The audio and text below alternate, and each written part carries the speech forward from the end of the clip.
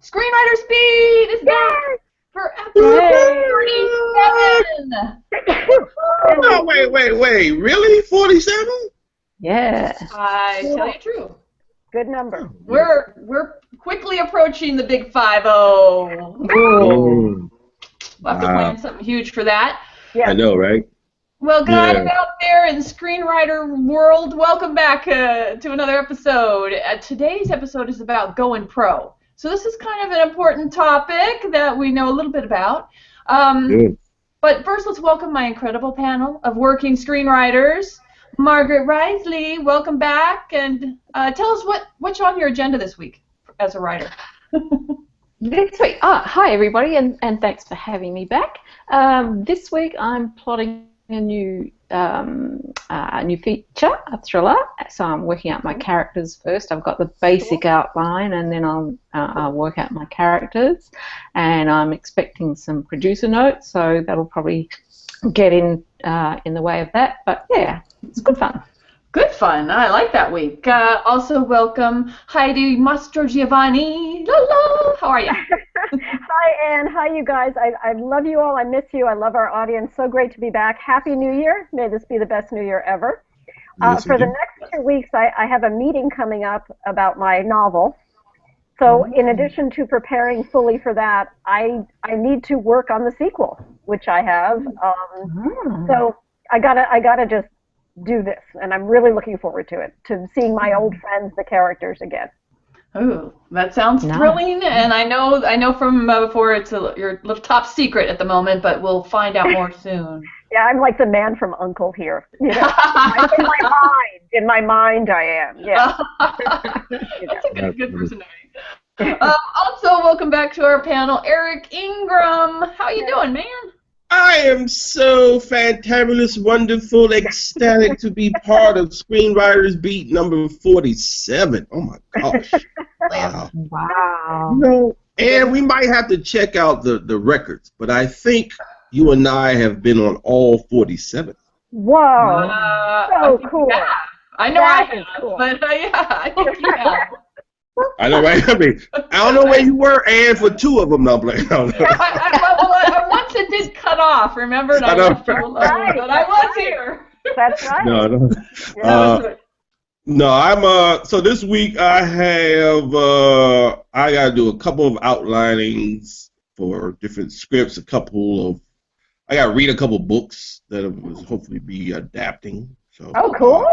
Nice. And I also have like my own stuff I gotta get out, so I got some little marketing stuff to do also. That sounds like a very good screenwriter week. Yes. Good luck with that, sir. I'm sure you'll do smashing. Thank you so much. As all of you will. Oh, smashing. I know, right? Is that British, Margie? It's not. It's not Aussie. Not Aussie. Not Aussie. I think I watched you a little bit too much PBS lately. Hi everybody, Ann Kimbrough here, and my week is I've got to finish 2 novellas that I'm publishing, and I also I'm working with one of our fellow PSAers, Tom Fryer, on a comedy screenplay. Nice. And we're very close to the end, so we're writing crazy. Yay. Oh, good. So, are you doing that virtually, Anne? Yes, because he's in Lancaster, so we Skype and we do our writing and then we share it and talk about it. We've just knocked it out. Lovely. Bravo. Good stuff. It's very fun. Sometimes you just gotta do it. Just knock it out. Stop talking about it. Just do it. I got Get it done. Well, I know a lot of you do all collaborate too. Yes. Yeah. So Eric and I have, yes. Oh yeah. You Skype. Oh my God! If you guys ever want some dark behind the scenes, let me tell you about Maggie. Oh my God! Oh yeah, right. Eric and Margie. How's your project? We gotta do some little couple more back and forth, so just cleaning things up. But we got something. We do have something. We do. And James Moore. And James Moore, who's also been a panelist. Yes. Yeah. Cool. Well, good on you. Well, guys, so for 47, this topic about going pro has come up because our wonderful fans reach out to me very often, and we have little email back and forth, which I love. So email me, it's okay. And we talk about stuff, and sometimes they'll ask for advice about this contest or that contest, or what to do when they place in a contest, and when they should send it to somebody, and they even get into like the blacklist, which I personally don't know a lot about the blacklist, but what the rankings mean. And I don't know what a ranking means, but I know what it means to actually try to market your script to Hollywood, to producers and directors and managers. So I was wondering, I always try to help people with whatever they're asking, but at what point would you say you need to tell these people, stop doing contests and just try to sell your script and let the market tell you if it's ready?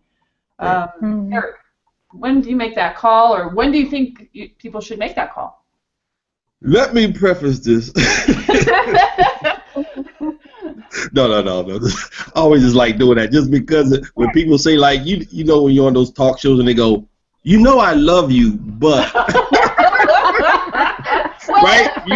You know something's about to become down, boy. We love contests, so I'm not slamming contests. No. And that's why I was joking, but no, I'm not gonna slam it. I'm not gonna slam anybody today. No, I'm not gonna slam anybody. But no. But let me. There's, it's very important. Don't get me wrong. Contests are good because everyone probably knows somebody who, because of a contest, and they got connected with this person and something happened out of it. So, who am I to say don't do that? That's not, But I think if you putting everything into a contest, I think there's a problem. Because once you kind of send it off, you kind of don't really have any more control over what's about to happen. So if, let's say you have a comedy, right? Let's say you have a comedy and you send it to Nichols, right? Well, from history, and not to say it can never happen. From history, if it's not a big, deep, long, heavy, intense drama or some kind of epic war, whatever, they're almost like the Academy, right? You just can't, these are the only films that should be here. And all I'm saying is, specify, if you're a comedy writer, get into a comedy screenwriting competition, or if you're a thriller, whatever, right? But I think there's some, if you use it to say, let me see where I'm at, I think that's a very good, it's cool. But don't put everything into it. That's all. Well, no one here is saying don't test out your script before you're going to actually market it to a buyer. Seriously. So this is beyond that. You have tested your script. You know it's ready, and your choice is to put it into a contest. And I'm saying, when do you stop doing that and just go right to the market? Try to sell it, Heidi. Maybe in terms of managers and agents, and I think you guys will agree because we've talked about this before, I would not approach anyone. I wouldn't even know that I would necessarily approach a producer unless I had, at a minimum, 3 really solid pieces of writing samples. Be it screenplays or a television sample. Minimum 3. I'd prefer you have more. Because if someone says to you, that's not really what we're looking for, although you should have done your research and found out that that is what they're looking for, if they say, what else have you got, you better have an answer. And they all better be of the same exceptional quality, or wait until you've gotten the feedback. Wait until you've heard from contests. Wait until you've heard from your peers who you respect. That would be my thought. Don't go out too soon. Right. Absolutely. Yeah. Well, I mean, there's also an expense to a lot of this. Obviously, contests is an expense. There is some expense to pitching if you're going through a service. Sure. Right, Margie? Yeah, for sure. Following from what Heidi said, look, I think if you're placing in contests regularly with more than one script, if you've written 3, 4, 5 scripts and they've all done well in contests, then you know that you've got something, and I think then you need to take it not straight to producers. You know, like if you're getting, say, quarterfinalists, semi-finalists, it's close, but it's not there yet. So I think you still need to get feedback, and then, like, once you're convinced that your script is as good as you can make it, then I think stop the contests. Go, if you run it by the contest in the first place, you've got some more feedback, you've improved it some more, then go to producers, managers, whatever, and just get a feel for do your research first on IMDb, like Heidi was saying. Make sure you know that you're going to the right person, that's the sort of thing that they're looking for. And you can use these, I shouldn't say it, but Stage 32, they send out emails and say which managers and producers are looking for what type of thing. And you can check, not necessarily, well, yes, them, but also their contacts and see who else is doing that sort of thing. And then either email, get their email off IMDb Pro, or connect with them on LinkedIn, or find somebody else who is connected to them. Cold call. I've cold called and got requests, and then see what the feedback. I think you can get stuck in the loop of going to contests all the time, and there's also that strategy, isn't it, where you take one script and you send it to a lot of contests. And some of them are big, some are small. I think that's very counterproductive, because if you do well in one or not well in another, you really just have no clue about your script anymore. Yeah, right? That's right. And it is so subjective. It depends on so many things. A contest that could win one contest may not even place in another. And what do you make of that? Then you're like, what do I do? Exactly. Yeah. Right. So that's what I was saying. That's why I started there, because when you're saying that my script is good enough or not good enough, what are you basing it on? Right? You're basing it on second place, third place, quarterfinal, right? Okay. So I'm saying, if you got a good script, right, but you send it to the wrong competition, right? You're not you don't really know what it is. So before you can send that to the whole producer thing that they were just talking about, IMDb, all that kind of stuff, I'm saying you're starting off on the wrong foot. That's where I was going with it. Meaning, so if you have a script, or let's say Heidi's right, you don't have three, like we shouldn't even be talking about this if you don't have three scripts. So let's start there. So if you got three scripts, and let's say you got a whole bevy of quarterfinals. Let's just put it there. Okay. So when you go to your producers, you do your research, you make your list, and you send out who you're going to send it to, right? And you put out as a quarterfinal in 3 competitions. Okay. To them, right, especially depending on who you send it to, if they're WGA type people, they're going to be like, well, quarterfinal's not really good in this town, right? We want either semifinals or top 10 or, finalists. That's kind of all we really are looking at. But the fact of the matter is your confidence, because you got to sell the script too. That's what I was kind of getting to. Like, to have a credibility of a couple quarterfinals is great. Don't get me wrong. Yeah. But most of my stuff were not through competitions at all.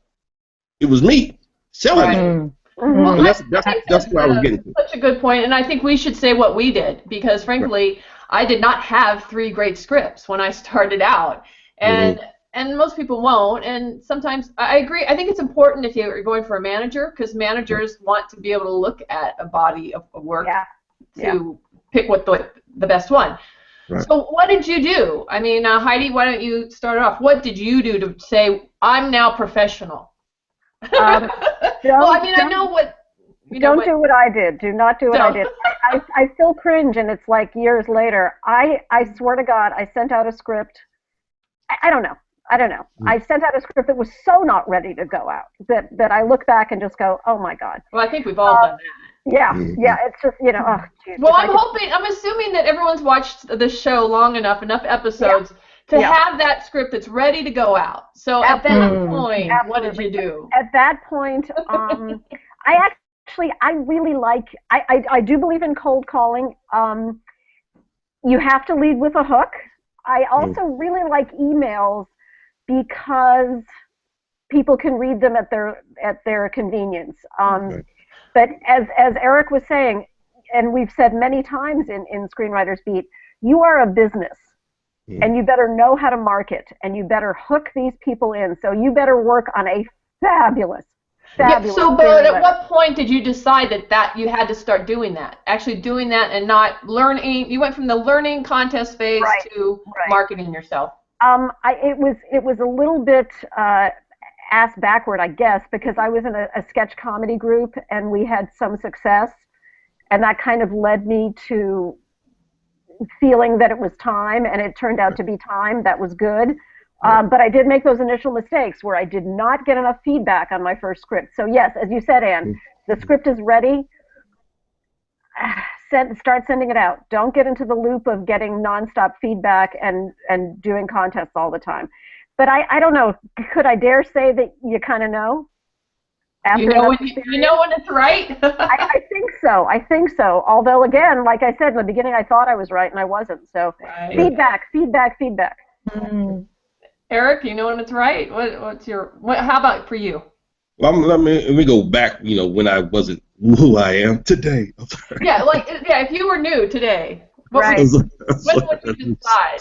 That sounded so ridiculous. I'm sorry. No, but no, seriously, on a serious note, no, really, what it was, I think Heidi was right on the pulse of it, which is basically when you get someone of reputable reputation saying, "I want to do something with this," that's kind of when you know. Yeah. Up to then, I'm going back to the very first up until then, it was like, I'll send it, we like it, it's a good story, but, that kind of stuff, right? So you tweak it, you do it, and you send it to the next batch of people. Oh, it's a great characters, but, okay, still not ready. So it's kind of like when someone actually says, and it's so weird because writers, we want that validation of, we're a writer, we're doing this, right? So it's kind of like, you got to have some inner validation, because if you sit down and write, you're a writer. I don't care if you sell nothing or not, you're a writer. But yes, you need somebody else to say, somebody with a reputation or whatever, to say, you know what, I want to take this to my people, or I want to option this. That's kind of when you know, okay, this is pretty much close to be. Now I know it's close to being done. It's never done until it gets to the screen, but you got to do something to get to that kind of guy. Right, but that's what I'm saying. So when you're saying, if we're saying that the script is ready, that was we're the thing. Saying the script is ready. Right. So I'm saying now, but how do you know that? I mean, that's the problem with I think a lot of writers is we don't know when it's ready. That's the whole thing. That's a different show. But you're right. You're right. It's connected. You're right. It's connected because for me, I didn't do that, and if I had to do it over, I'd do it the same way. Is that I said I've been doing this so long. It's either a career or it's not, and now's the time to find out because of the ticking clock. Right. Yeah. You have to at some point make that step and make those mistakes. It's scary, but that's how you learn. Yeah. Right. But so take back, so the script, so everyone could do this. Whatever script was first out there, right, that was a success or option or whatever. Right. How did you know when it was done? Because we kept tweaking it until someone actually signed it. Optioned it. Well, Margie, you answer that. What? Eric's right. You do. You just have to keep tweaking until somebody bites. Like it's fishing. You're throwing out your bait all the time, and if it's not tasty, they're not going to take it. So you just keep improving, writing, improving, and sending your work out. You have to get your work out, and when you start getting that feedback that says, "Yeah, hey, this is you've got something. This is pretty good," then you keep pushing. You have to keep pushing yourself out there. I've entered lots of contests. I've been semi-finalist, finalist, all sorts of stuff, and nothing was happening for me. And my breakthrough came when there was somebody was doing a table reading for actors. They wanted 5-page samples of scripts for the actors to read at this little film and television thing in Brisbane in Australia, and I sent in 5 pages stages, and it was did it, and everybody loved it. And because of that, I was asked to write a short film, and that was screened on national TV. And then because of that, I was asked to do another project, and because of that, I was asked to do another project. So it just snowballs. So you've got to get your work out there. You can, you know, contests. Yes, you're getting. If your work is good enough, you'll get it in front of a few people. You know, it takes a huge number of people to actually realize. You know, it's well, massive. I think it's important to remember contests are in the business of making money as much as they are in the business of promoting writers. Of course. Don't get me wrong. Yeah, of course. Yeah. Right. But if that's your only ingredient for success, to be professional, it's not enough. And we've talked about this. I think we've talked about this in previous shows, but I just want to repeat. We've all met at the Pro Series for Screenwriting U. Find your tribe. You know, you can do stuff online. There are writers, and you're all among them. I have met writers through the Pro Series whose work I am in awe of and I admire, and they've become friends. And when they say my script is good, that's I've definitely done that. A good sign. Yeah. So find that group for yourself. People who's, you know, it's like having William Goldman read your script and say it's brilliant. Find the people where does the whom go? Find the people you're in awe of and connect with them. Right. Yeah. Right. Yeah. So I think I see where we were separated, Ann. When you're saying ready, see, to me, when you say ready, okay, that's the word I'm underlining. When is your script ready? And now I can tell people you have no idea when your script is ready, until it's sold. Right. Well, just why I'm saying I had a time limit in my head. I was like, after I've studied and learned my craft for, you know, it was like a year. I don't know. I just knew that I like that New Year came. Here we are at a new year, and I'm like, you know, now it's time to see progress. I always was looking for progress, even when I first started to learn. I wanted to know that I could write a script anytime, a good script anytime I wanted to. It wasn't a fluke. And then it was like, well, then I found that I could work with a director, and it was for free, as I've said. But, you know, I worked with a director and got a credit. And then after that, I wanted to get paid. And I looked for that progress, and I would want everybody to have that in their plan if we had business plans. Very much. Pardon me. And having watched your process, I think it's worth sharing, because you were a great writer to begin with. We all knew that. Thank you. And then you went. How did you know that? No.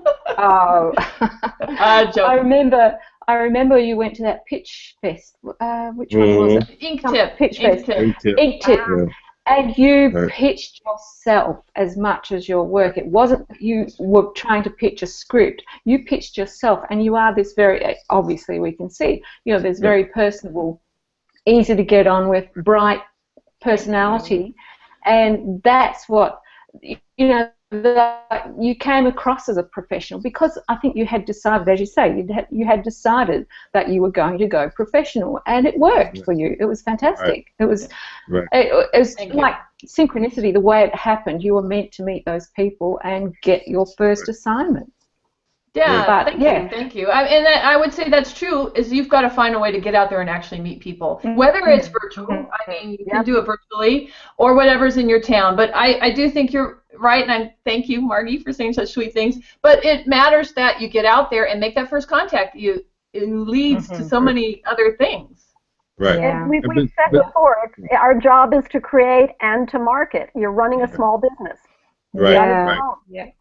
So, I mean, go ahead, Margie. Go ahead.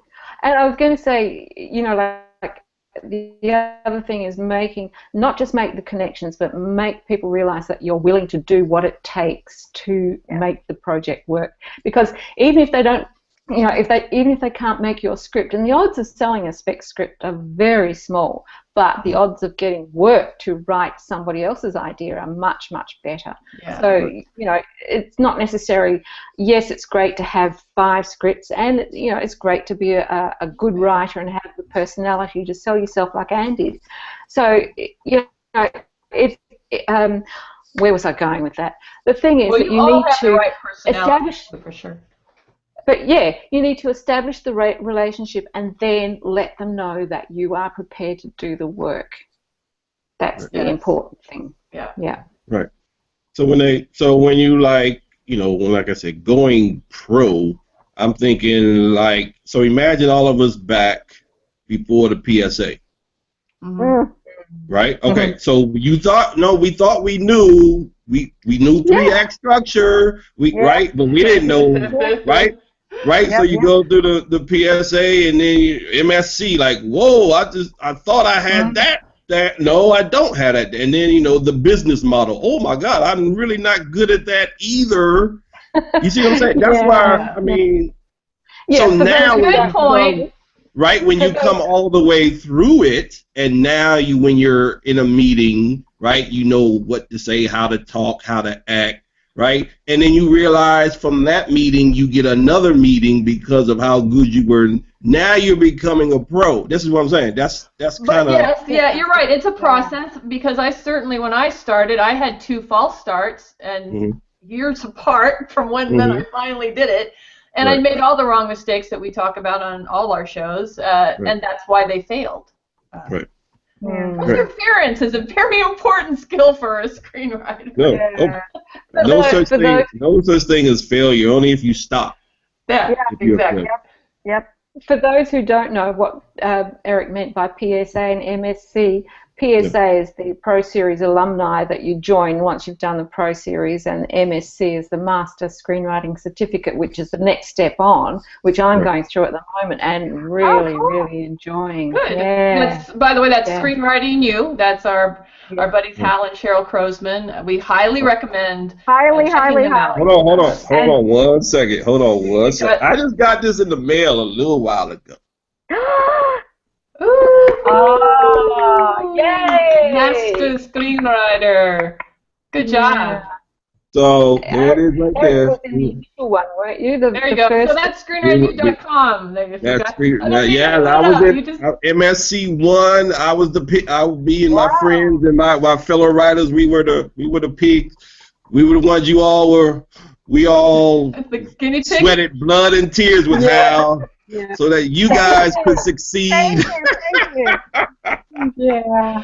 But I tell you what, it makes a big difference. I didn't think it would. I'm amazed. Yeah. Well, yeah, I certainly wouldn't have had the success I finally had if I hadn't been in part of the Pro Series. Nope. I date my life, my writing life before and after. It is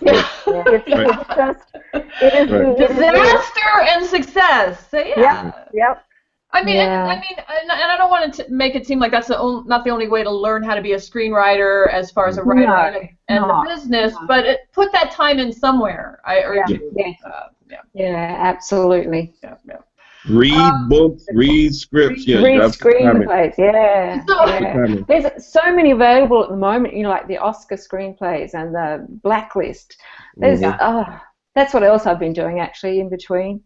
Reading Holidays, reading Blacklist. That's good. Yeah. I went back and read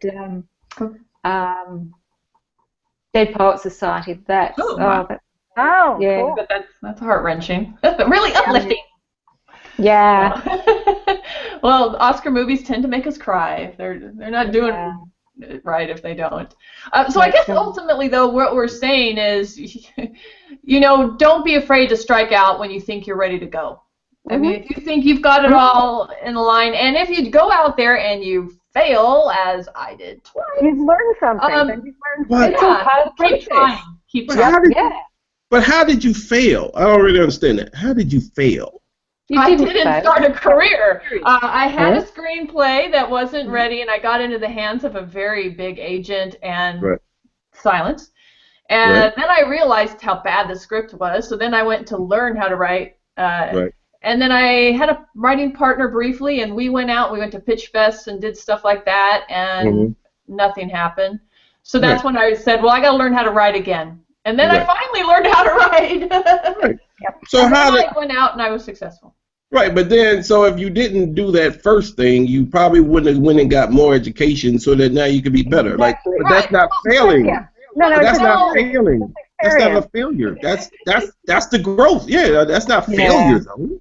Well, I guess it's just semantics. I'm just saying I didn't succeed at that moment. If we want to be a learning experience. But you did. That's what I'm saying. You did succeed. I succeeded because I learned I needed to know more. Yeah. Well, where do you think wisdom comes from? Well, yeah, I'm agreeing with you. I'm just saying, however you want to view it. Right. Yes. Trying to do something and not having it work out the way you want to is very hard on your soul, but you got to keep trying. Yes. Yes. Well, yes. and I think Heidi will understand it. Maybe a little more. I'm not saying anything's different. I'm just saying Heidi may understand this phrase a little bit more. If all it takes is for one failure for you to do something and you stop, that means it wasn't meant for you to do. Yeah. Yes, you're right. Yeah. I agree. Now, the only reason I said Heidi, because comedy, they always tell you like stand up, sketch, right? If you're scared, if you get up there and get booed and you want to quit, it wasn't for you. It wasn't for you. Everybody got booed. Everybody got booed at one point. Exactly. Everybody. Right here. Seinfeld bombed. Yes. Yeah. He still might once in a while. And he still might. Yeah. Well, I'm totally agreeing with you. I'm just saying if you at least know that hopefully me saying I went and tried twice and in my terms I called it a failure, I kept going. And that's what I'm saying. Maybe, it might not be the first time. Maybe it will. But, Right. But you ever notice, like, you ever hear those stories, like, let's say someone's out of college and they sold a script. Yeah. Right? And you're like, oh, my God, this is their first script. Well, even though it could be some marketing to it. But let's just say, but then you realize if you read about them, they wrote 12 novels. That's not their first. That's really not their first script. But, occasionally people do luck onto the right way, the right story and the right way to tell it. But, the chances of doing it again are very slim. So I think you really need to know the process. And the only way to learn the process is to try again and again and again until it works. There you go. There you go. Yeah. Amen. Well, if we haven't, hopefully I haven't confused anybody, but so do it when you're ready and all your ducks in order. Just have the guts to get your stuff out there. Be bold. Yes. Unless there are any parting words of wisdom on that, I'm going to move on to an audience question. Yep. All right. So this one, I don't know. This is something some of us have more experience with than others. But television writing, like last year, it was a very 2015 thing to say. It's the golden age of writing. We should all be writing for television. But honestly, how open is writing for television if you're on the outside, right? If you're a film writer, any of you have experience in this? Well, I only had this because I don't have anything, no deals or anything in TV, so I'm not gonna pretend like I have. But have you tried? I will say this. I will say this though. I think that where that came from, and I don't know the impetus of it for it, but is that TV was having some of the most diverse 3D characters, and a lot of actors were going to do TV, whether it be Showtime, HBO, Netflix, whatever, right? So it was kind of like golden age to leave film because film kept doing all the superhero things and that seemed like that's all that they're doing. And so where the jobs were just because a lot of production people needed TV stuff, cable, whatever, rushed to TV, which is fine. And don't get me wrong. And a lot of that pilot season which has just started. I mean, they're buying up pilots like crazy. I'm like, wow. Yeah, but are they buying pilots from spec writers that haven't even broken into film yet? That I can't speak. I don't really know. I would say no. The answer is no. I would say no as well. I'd say no as well.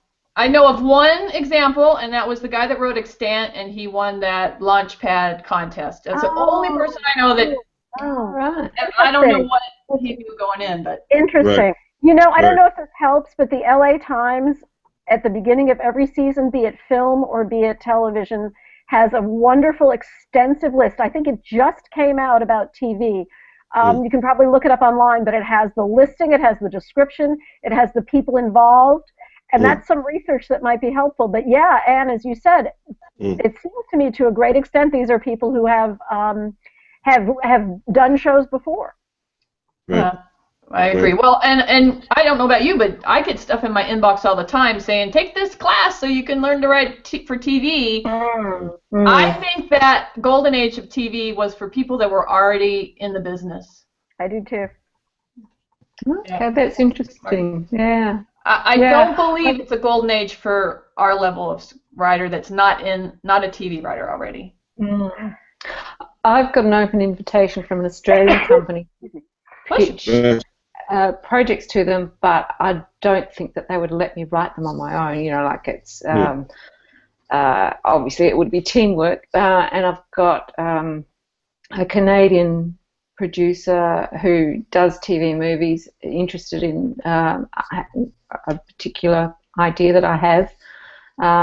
So I think if you can find the right person, again, you know, this is not a big company, but he does have good contacts. So if you can find the right person, you might find a way in. I'm not saying that I've got any deal, but you know, I don't know how open it would be, but maybe if you find the right person and get the right project to them. Well, yeah. I can never say never, but I did the whole NATP thing, the National Association of Television TV Executives in Miami. They like it should be this month as well. It's in January, and I went there with a script, and I met people, and it's open to do that, but you have to continue to network to those people constantly, and it's expensive.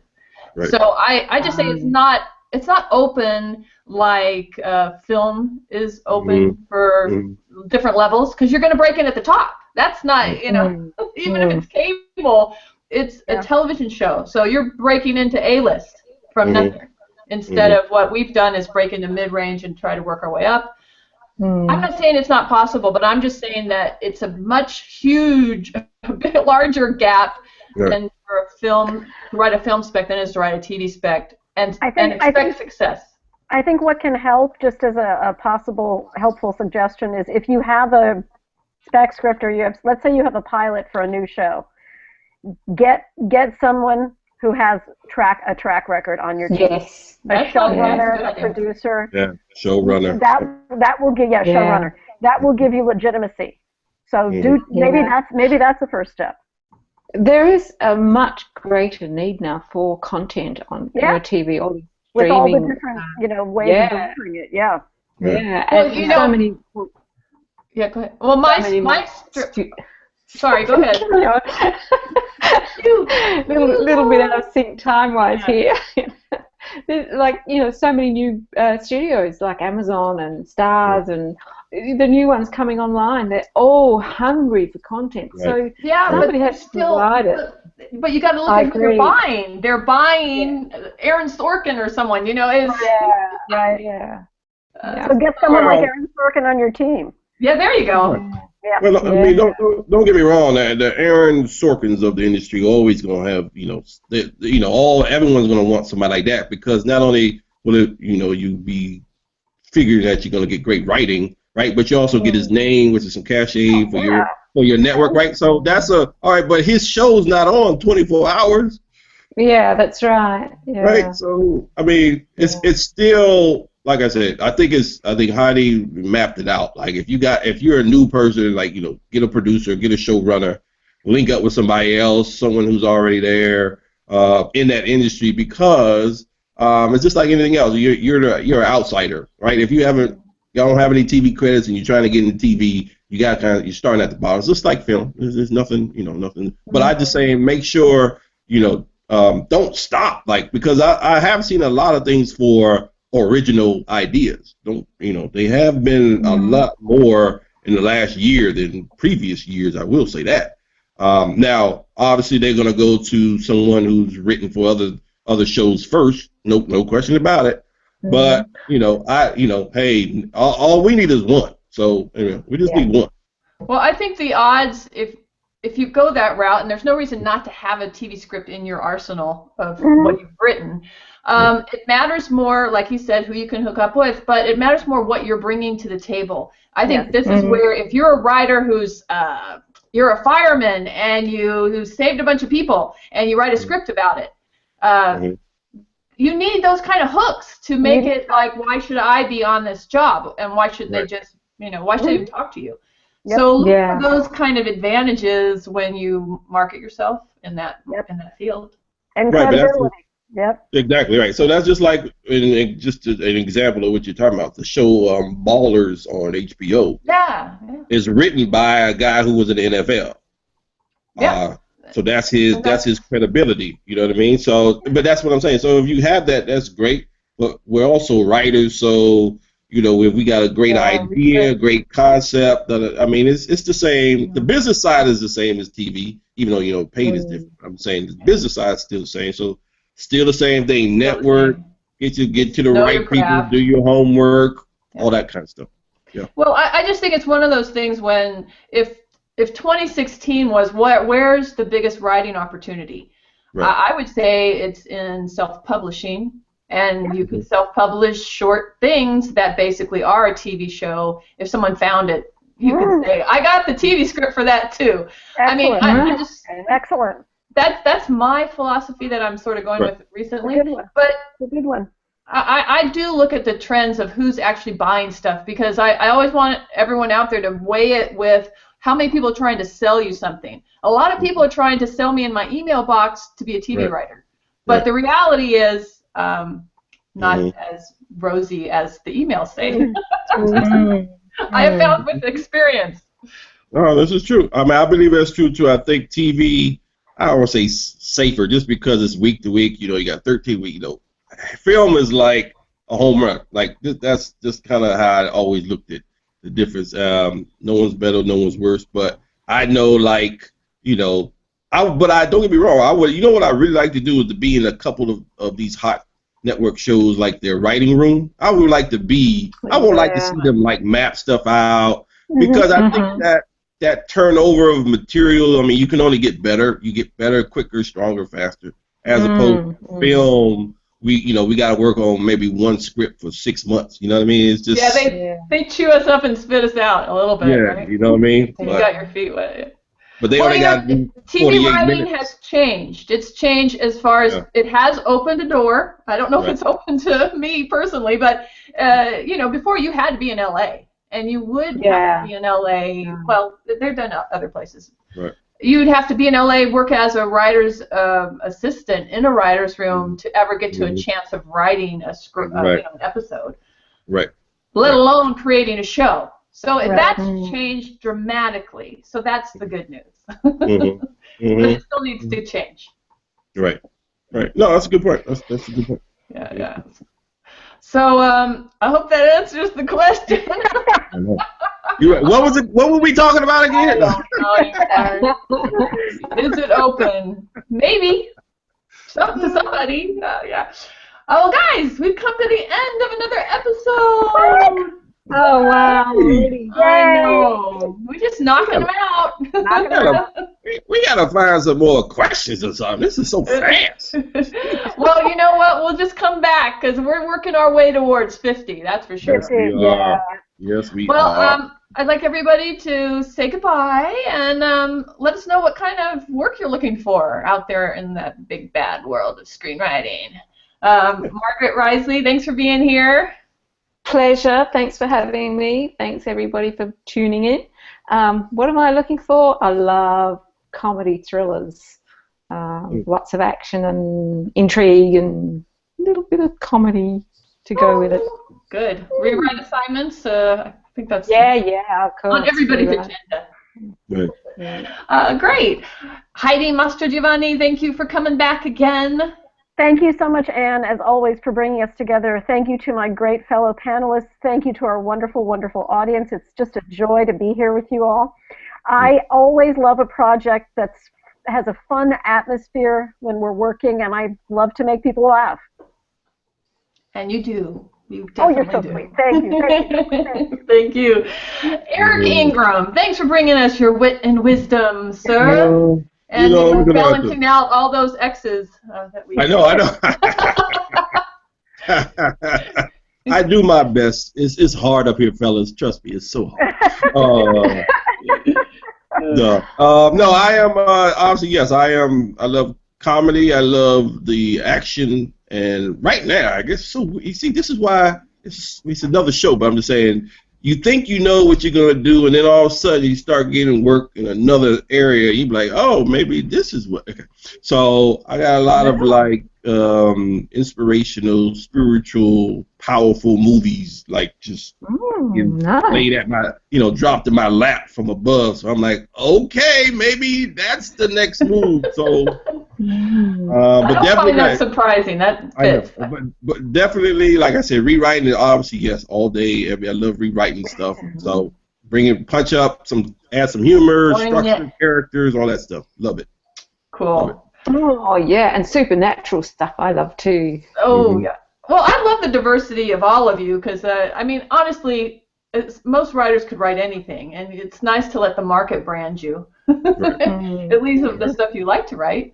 Right? Yeah. Right. I think I'm also open to rewrite assignments, although I've got my plate full right now with my own writing goals. Taking the reins and just, I'm writing some science fiction adventures, Eric. Talk about nice. The world taking a twist for me. Mm-hmm. And I took a lot of TV shows. I wrote like 3 TV pilots, and now I'm turning them into novellas will be books. Great idea. They're serials. They'll be basically great idea. Book serials. Wonderful. Coming to an Amazon near you. So cool. I'm so proud of you, Ann. That's great. It's great. Yeah. Thank you. Well, and very prolific. The price, it's just my time. That's the big thing, right? Right. But see, you gotta take that leave. That's why I'm so honored to be on this show, because every writer, each one of Nicole, both Nicole's, too, James, what's the superhero guy? I forgot. Jeff Burns. When he was on, but he's doing a lot of filming their own stuff. Right, but the reason he's not on is because he's out there doing stuff. So that's so it just Jeff got too busy for us. Exactly. So that's a good thing. So just when you think, maybe, I'll just write this, and then I hear you go like, you know what, I'm turning my stuff into novella. Then I hear Heidi say, I shot my stuff, and then I did it. And then I hear Maggie. I'm like, you know what? Like, I need to keep going. I can keep broadening the talent base. True. You know what I mean? And it's so you guys are very inspiring people. So I'm honored. Yes, very. As you are too. Everybody is. I always get fired up, and don't be afraid to take control of your work. Don't. Yeah. And Nicole's doing her directing thing. And let's see if she got some back for it. Right? I love it. Well, I hope we inspire everybody else out there, because we're all in this together and trying to get there to that same goal, and we can. Yeah. Yes, we can. Yes, we can. Yes, we can. Yeah, we need to remember that Up With People, it's Up With Screenwriters. Nice. Right. Very nice, Ann. Thank you. Come on. Well, guys, thanks for tuning in for another episode of Screenwriters Beat. We'll see you next time. Bye. Thanks, everybody. Bye. Bye.